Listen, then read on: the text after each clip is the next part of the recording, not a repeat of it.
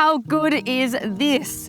These beautiful weanlings around me have just been through the weaning process at Vinery Stud. It's a pivotal moment in their development where they learn to trust us. And it's amazing to think that in this paddock could be a future Group 1 winning Vinery Stud and Inglis graduate like Seamus Award, Exceed and Excel, Russian Revolution, Aristia, and Be Good to Your Mother. In this episode of Inglis Insights, the team at Vinery Stud opened their gates to give us a peek into their weaning methods and education, demonstrating the importance of human interaction at an early age to prepare these youngsters for life on the track and beyond.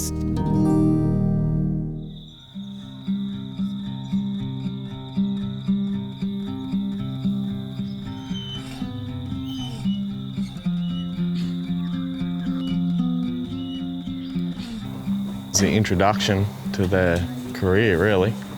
Doesn't matter whether they're racing or show jumping or camp drafting, doesn't matter. They all need to know how to get around and get through little obstacles. 3 or 4, 5 months, anywhere from that range. And on the first day, I just sort of catch them and just rub them all over and become friends with them, I guess, and make sure that they're comfortable with me in their bubble. And then I'll start teaching them on the second day to lead. And then the third day, I see how much they've retained and just introduce a different thing every day.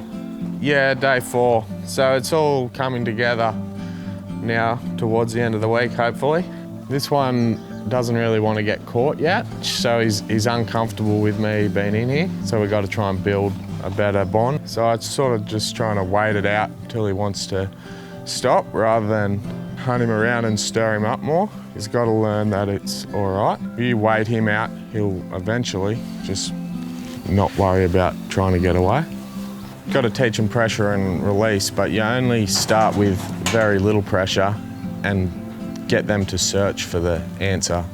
Got caught there. That's sort of like the challenge that I like. He's got to think about how to get himself through a situation that he's unsure about. And then I sort of taking him in over there, you're going from gravel to cement. He can feel it under his feet, thinking about that it's all right, that if the ground changes, it's not the end of the world. George has got a great quality about him. He's so relaxed, he's so calm. What he achieves in a week with these foals is outstanding, and I mean, it stands to him and us. You know, going forward over the next 12 months and more, it's just really lucky to have him. It's good that he's sniffing the tailboard. He's kind of thinking about where he's got to go. He's kind of got to think about how he can step up the hill. He's probably never done it, so it's a bit hard. That's why I give him lots of time to process what he's got to get through. There we go. And when they come off, I like to give them just as much time so they can think about their controlling their feet down rather than just launching off the tailboard.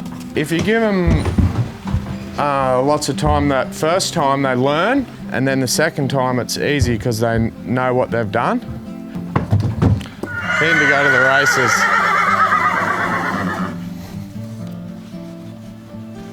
Yeah, this is the first time when he gets washed, so I just start washing their feet and gently bring the water up their body higher and higher until they get a little bit uncomfortable, and then I take it away. If they don't like the water on them, they can move their feet and get away with it, whereas if you start straight up on their body, they can get a fright and it stays with them. You just build their confidence with the hose until they're not worried about it.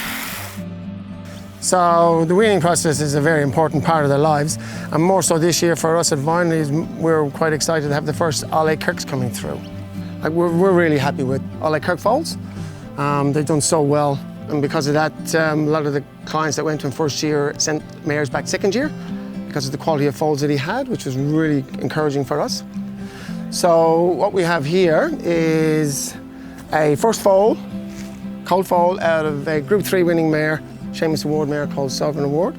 Typical foal, good strong foal, got plenty of body score on it. This is what you want. This is the type of foals that need to be, after a week of handling and imprinting, this is the type you want. Nice, quiet, relaxed. Yeah, I enjoy what I do. I wouldn't do it otherwise. Oh, just to watch their progression every day.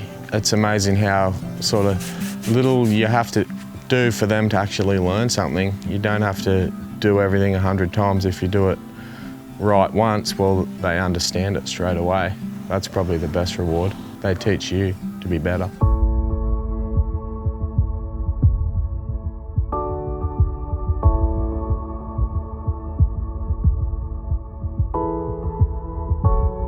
George has done his week with the foals, and then they come out into a paddock like this for 2 weeks and just spend a couple weeks with their mums. So the whole weaning process that we do here is trying to base it on what naturally happens out in the wild. So in the wild, the mares will essentially just leave the foals, and the foals will then grow up and do their own thing. So we're trying to do the same thing here with these babies. We just take the mums away and they're essentially in the wild leaving the foals, and they're at the age where they're already basically doing it themselves. We're certainly not pushing the issue and trying to do it too early. We wait until we see that distinct separation in the paddock. So once we see the foals sort of doing their own thing and the mares doing their own thing, then we know it's time. And then before we take the last group of mares out, we put a nanny mare in, which is this girl here. So she'll stay with the mares and foals now until they're at yearling age. We'll take 3 out today. So just to keep it nice and calm, we just bring all the mares and the foals up to the gate, and then one by one, we just slip the mares out through the gates and leave the foals in here. They'll obviously have a bit of a weenie and a run around, but when they realise that there's still a group of foals in here and a nanny and a mare that aren't sort of really bothering, they soon calm down. It's quite a natural process. Very good, beautiful. So now that they're out, we go straight up onto the truck and just get the mares away. They go into a paddock out of earshot from the foals. So even when the foals call out, or if they call out to the foals, they can't hear them. And as you can see, these are the foals that we just weaned, and they're pretty chill and no one's even really calling out, and the nanny's keeping them calm. And we still have one mare in the paddock here with them, but nobody's running around, everyone's quite happy. So wonderful. But this is the desired effect of what we do. I mean, we only want to keep the horses happy and as calm as possible, and this is perfect. You're so good, hey? So growing up. No more mum.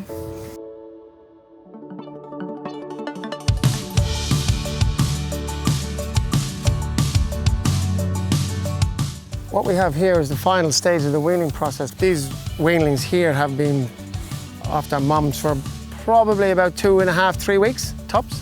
But as you can see, the interaction, you know, they all want to be part of it. They're not afraid to approach us. They're not afraid to have their heads touched, you know, but all they want to do is talk and be part of it, you know. And this is how good and how important the weaning process is. It does take a couple of weeks, but at the end of the day, if you do it right at the beginning, you're going to have no problems going forward, you know. With the weaning process and what we do to them, it stands to them for life, and I'm very proud and privileged to be able to take a draft to the English sales, knowing that they've been weaned successfully and they're very comfortable, and seeing the results in the racetrack makes me really humble and proud to say that, you know, we've done a really good job, and it sets these horses up for life.